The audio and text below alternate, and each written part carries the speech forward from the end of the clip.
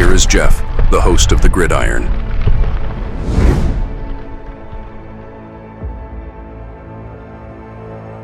Fourth and goal to go with the 2. 34 seconds left to go in the ball game. This is the play right now. Takes the snap. Targeted goes in. Targeted all alone. And the quarterback keeps. Wow, what a call. Nobody touched him. All right, I've seen this here. 5 players who might be playing their final snaps for the Giants this season. Now, in this article there, they got 5, but there certainly could be more than 5, obviously. There's guys that, what do you want to say? Won't be back if they're free agents. They won't resign them, or their rookie deals are up, rookie contracts are up. May not bring them back. There's one guy in here they got on this list. Well, actually, 1 or 2 of them. I'm a little bit disappointed if they don't bring back, but we'll have to wind up waiting and see. All right, so we got this article here. All right, here we go. 5 players who may be playing their final downs with the Giants during the 2025 season. Giants are a team facing plenty of questions for the months ahead. New York has ample pressure to win, with head coach Brian Daboll's seat plenty warm in 2 disappointing seasons in a row. General manager Joe Schoen's seat hasn't cooled since the world got to see the terms of Saquon Barkley on HBO. Oh my God, yeah. But who are the players who are joining them on the bubble in 2025? Here are 5 prominent Giant players on the expiring contracts of 2025 who may be playing the final games with the Giants this season. Well, first one, of course, Russell Wilson, absolutely. That's almost a foregone conclusion. He may not even make it through the final. He may not make it through to the last game of the season. He might get pulled halfway through the season, but there's a real good chance this is his final season with the Giants. Wilson's contract in New York was a 1-year deal. The Giants subsequently traded up to acquire Jaxson Dart, which leaves little doubt about the future of the position with the Giants. It's hard to image a world where Wilson, who's looking for opportunities to keep starting, is open to coming back with the Giants in the 2025 season. No, I highly doubt that. By the end of this year, Dart figures to be entrenched as the starter, meaning Wilson is all but certain to be one and done. Now, this one here this is a good possibility here, right? Especially when they drafted Fedoni and Theo Johnson. And when they drafted Daniel Bellinger, you could certainly see where it's like, I'm not saying we had a Hall of Famer, all pro bowler, but like this guy, I'll tell you what, it was rookie season. Then he got injured and he came back and so, well, all right, if he keeps building on what he was doing, he should be progressing a little bit better. Okay, he could be around for years. If not, maybe the starting tight end, maybe the backup tight end. There's no reason why he couldn't. For some reason, he just hasn't been progressing. Bellinger saw, and some of it also, he took a back seat per se when Waller, right, was here. Right, so you bring in Waller, of course, Waller is going to be tight end number 1. So Bellinger took a back seat there, that's for sure, right, for that 1 year. But you figure in his 3rd season, right, he should have, maybe beaten out Theo, but no, not so much. Theo beat him out until Theo wound up getting injured, right? Bellinger saw his hold on a tight end position in New York fade away in 2024 after starting 24 games and playing over 1,200 snaps across the first 2 seasons with the team in 2022 and 2023. Entering into the final year of his rookie contract, Bellinger will turn 25 years old in September. He's got plenty of football left in him. But his opportunities to do so in New York appear to be dwindling amid the ongoing emergence of Theo Johnson, a rookie from last season, plus the team's additions in the tight end room. They drafted rookie Thomas Fedoni and veteran Greg Dulcich. Now, I don't know about Dulcich, but I'll have to wait and see. Both are being added. Don't paint a favorable picture to Bellinger's outlook in a contract year. Let's not forget, we got Chris Manhertz as well, too. And you talk about Jermaine Illuminor. Now, we'll have to wait and see about that. Well, we will have to wait and see with Jermaine. But Illuminor is on a pretty incredible stretch. He started as many games for the Giants 2024 at 14 than he did in his first 5 NFL seasons combined.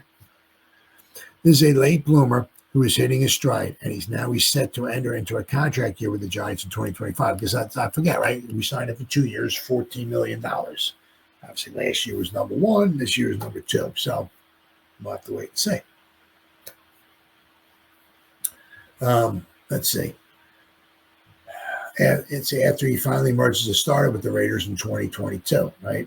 So, he's getting a stride with the Raiders, right? But also not with the Raiders, but with the offensive line coordinator too that the Giants had now, right? So, and now of course, that's one of the reasons why we got Greg Van Roten here too, right? The offensive line coach, Illuminor, Greg Van Roten, all came from the Raiders. Let's say Illuminor played over 300 snaps at left tackle last season after starting the year at right tackle, showcasing positional versatility. Excuse me. He's played meaningful snaps inside a guard in his career too. The cost of interior blockers and tackles alike are rising across the league, which begs the question of what kind of market Illuminor can find for himself as a position flexible starter with experience all over the line. If New York wants a more long-term answer, Illuminor is going to turn 31 in December. They may choose to go in a different direction after the season. If he turns 31, he still has a few years left in him. I'm bringing the guy back if he can.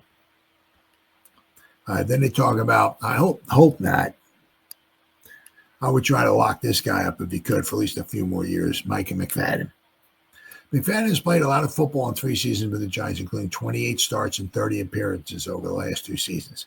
But he's now entering into a contract year in the 4th year of his rookie contract and may be looking to cash in amid his expanding role with the Giants defense. What we're going to be interested to see is his expanding role going to start getting diminished because now we got Abdul Carter there. Because when Abdul Carter goes like an off-ball linebacker, middle linebacker, whatever you want to call him, right? That means there's a good chance that Mr. McFadden might be coming off the field because you're going to keep a Karake on the field, so you have a Karake and a Carter.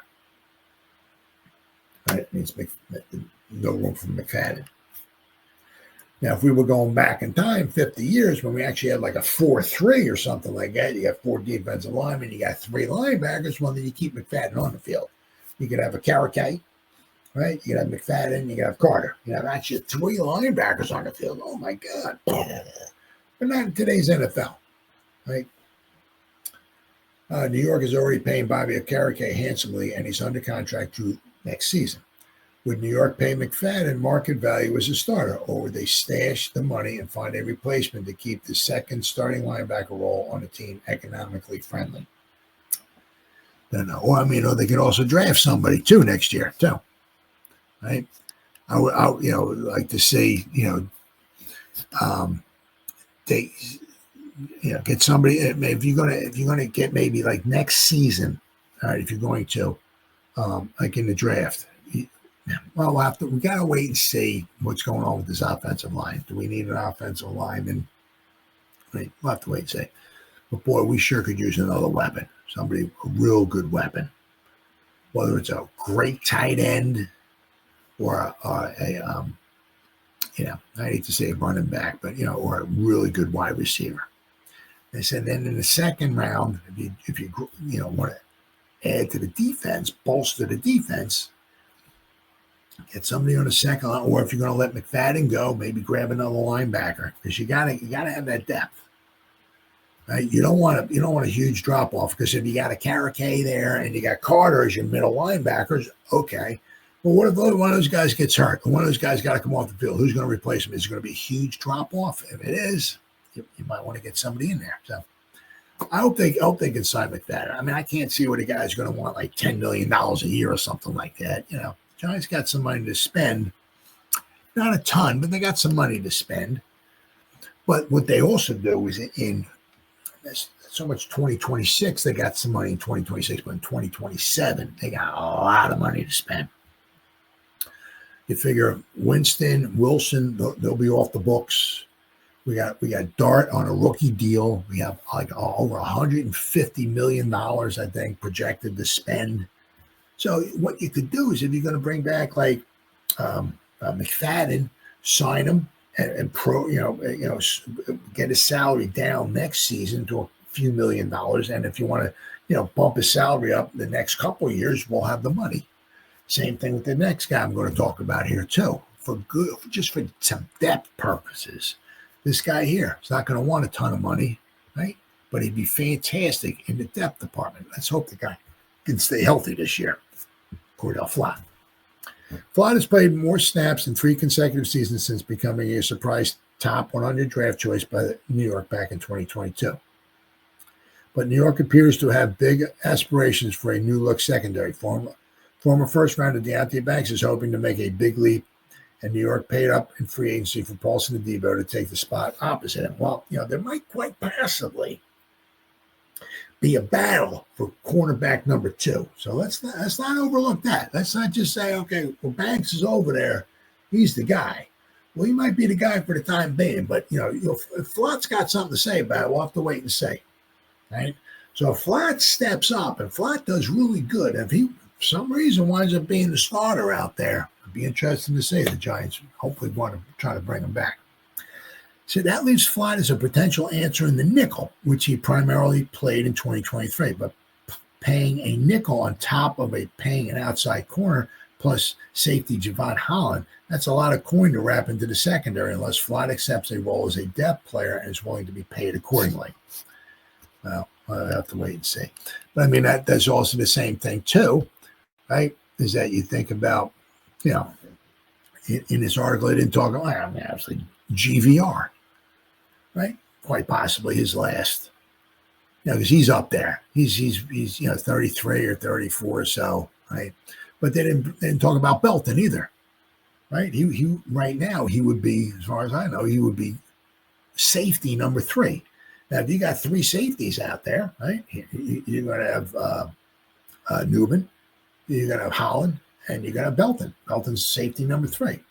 This is his last season on the contract, right? So I would want to bring him back as well, too, right? All that guy does is get around the ball. He makes things happen when he's on the field. So, and he's not going to be getting $10, $15 million a season.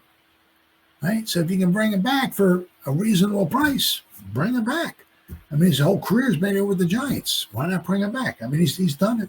I'm not saying he's a Hall of Famer or an All-Pro or nothing like that, but as safety number 3, oh, yeah, I'd bring him back.